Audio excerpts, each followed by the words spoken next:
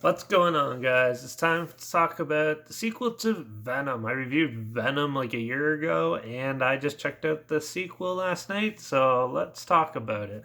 Venom Let There Be Carnage was released October 1st, 2021, and it was directed by Andy Serkis. Now, that name sounds familiar. He is one of the guys who's the leading uh,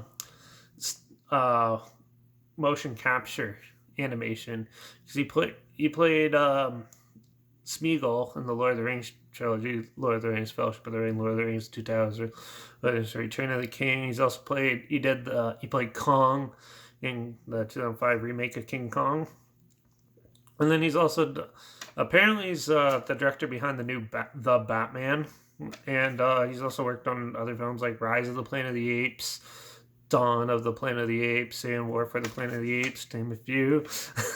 and yeah, it was at a box office earnings of $501.8 million. Wasn't as big, it's probably pretty even actually, I think, compared to Venom. But yeah, so this is the sequel to Venom, and so yeah, obviously, Venom and whatever his human character are not in terms with them. They're still trying to get along and stuff. At one point, he kicks Venom out of him, and Venom goes on his own. And amidst this, there is the birth of Carnage, which actually happens when a ruthless killer that the detective put away asks him a question.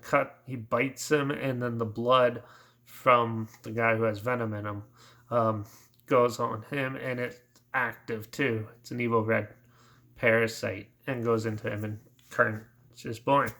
And so, yeah, as this goes on, he transforms and causes havoc and wants to save his love from childhood, which is a Screamer, I can't remember her name, but yeah, and or Screech, that's her name.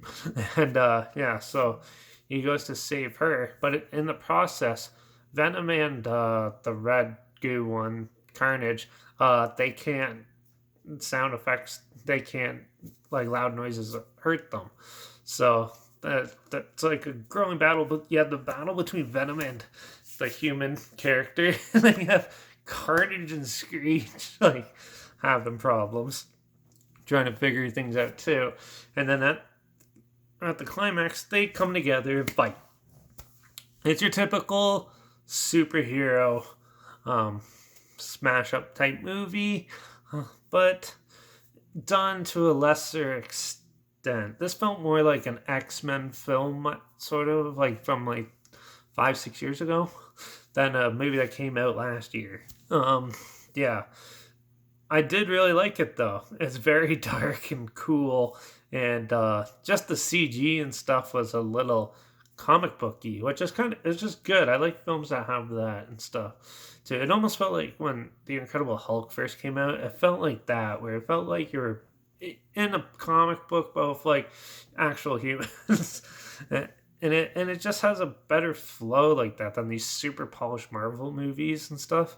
I find this one, I like how dark it was, and it kept the humor from the first one, and I love like how they fought. I just wish it was on a bigger scale than like just in front of the old orphanage where the guy in Carnage and Screech lived. I kind of wish it happened in like a downtown city setting, more destruction, but also set a PG-13 rating for some reason. So they didn't get very much deaths that you should, and definitely they couldn't make it as dark and eerie and creepy as you would with an R-rated film.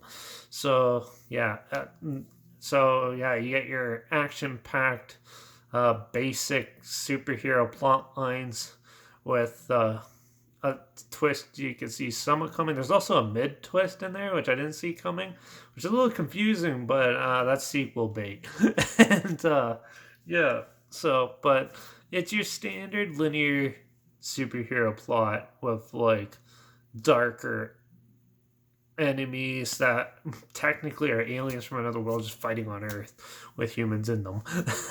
And yeah, but still, it's a good popcorn flick. It's nothing super spectacular. It's just a decent for a sequel. Like, it's not as good as Venom, but it's just below still. So I still thought it was good. It's fun. If you're a horror fan, you'll probably actually like some of the imagery in this. There's some pretty creepy scenes and some pretty good fight scenes in it. So, and a lot of good humor, obviously, as well. So, yeah, I'm gonna give Venom, Let There Be Carnage, a 3.5 out of 5. I think that's good for this one. But yeah, let me know in the comments if you disagree, or at least let me know your opinions on the film if you have any. But yeah, I'm gonna give it a 3.5 out of 5. Yeah. If you didn't know this is out, there's a trailer link down below link down below, and also link down below is my Instagram where I always post clips of films I'm going to review in the future on my story majority of the time. I didn't do it for this one. And yeah, I usually have the film title hashtag and subgenre of film in a hashtag so you're aware of it. Also, link down below is my Letterbox and Derek P reviews where I post my first star rating right after watching the films. So you follow me on one of those two platforms to stay in the loop. Like this video, share it so more people are aware of it. And if you have any films or film franchises or anything I don't hear my opinions on, comment those down below. I'll try my best to get to them as soon as I can if I can find them. But yeah, that's it for this one. Venom, Let There Be Kind, good popcorn flick, a little creepy, some scenes. Still better than most of those Marvel junk movies that are coming out now. But yeah, but make sure you subscribe because I'm going to be talking about one of the Hollywood comedic stars, the biggest stars in one of his movies, Ryan Reynolds. Yeah. We're going to be talking about what happens if he lives in a computer and becomes real. Yeah, Free Guy.